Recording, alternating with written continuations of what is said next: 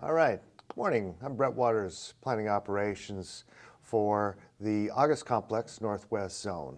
And today, this is the operational briefing for Thursday, October 15th. One of the issues that we're going to have today is we have a red flag warning. That's where the winds are going to come up, where the moisture that we had a couple of days ago is drying out. It's going to get warmer, and the conditions are going to be ripe for burning. So we're being very cautious with the wind events, with some of the drying, some of the areas that didn't look to have smoke. We're going to start seeing smoke today. So we're going to be working hard to contain all those smokes that are going to all of a sudden appear and control those so that they don't push our containment lines. So this is a very important day and a critical day for everybody to have a lot of be looking ahead and be making sure that we can be effective. So we're going to have some challenges that Mother Nature could potentially throw at us. All in all, we have a night shift and we continue night and day shifts, so we've got some resources on the fire for the whole 24-hour period. A night shift last night was pretty darn quiet, except for they did see some winds that are starting to come up. One of the things, so we'll go ahead and just take a look at our map. The northeast zone, over here, we're coordinating with those folks. They have some uncontrolled fire line up in this area, and we're working with them so that it doesn't end up hooking up into the highway or to the Road 12 and the Road 24 area. Got some contingency lines up here which are going to continue as we work around our fire. We have them broken up into divisions, which are just geographical areas which are easier for us to manage. So as we are moving around the map here, you get into the Ruth Lake area where the structures are.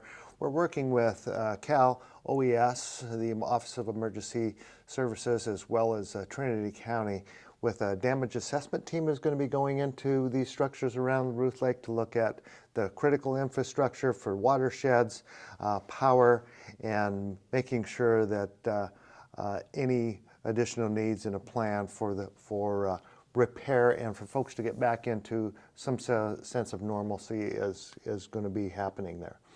As we continue along, we have this area here in Division Charlie, as we see, which is an uncontrolled section of fire line.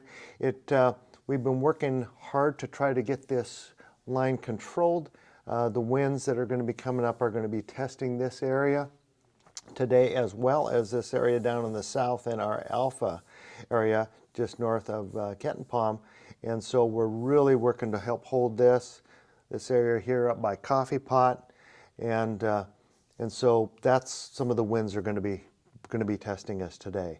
We have had folks along all sections of this fire for many days and months, as you folks know.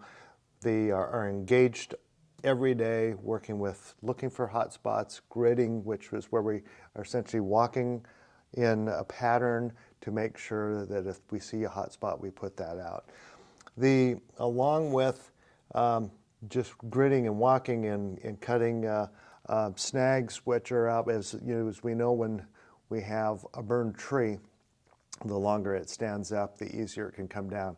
With these winds that we're expecting today, those snags are a potential real problem, extremely dangerous to structures and the people. So what we're doing also is here on the 511 road and the 502 road is we've been snagging that to make it so it's safe. So again, working with the Trinity County Sheriffs to everything we can do to help with the repopulation for folks that are not in here and make it safe for the public travel. And then we have been continuing to work with Cal DOT as well as with PG&E so that some of the power can be restored to areas. A lot of poles, of course, were damaged. And so it's a real coordinated effort. So the nice thing is that we all work together. The Northeast Zone, we're working with the South Zone on this fire. We've inherited some of this area south, which there's not really any activity going on. We're patrolling that by air. So it is a coordinated effort with all of the incident management teams that are managing this August complex. We have been very successful. All the teams that have been before us have been extremely successful. We're going to continue to hopefully to have that success. Mother Nature is testing us this week with the red flag warnings and the wind and the drier conditions. And we typically comes in twos, and so next week we are hearing we'll probably have another test. So we're preparing as much as we possibly can. We will respond and get everything done we can to reduce any significant or any additional damage. I guess, again, providing for firefighter and public safety and doing our best to control any damage that may come, and then trying to get everything sustained and brought back up so watersheds are protected and everybody can get back into their homes and get back to a sense of normalcy.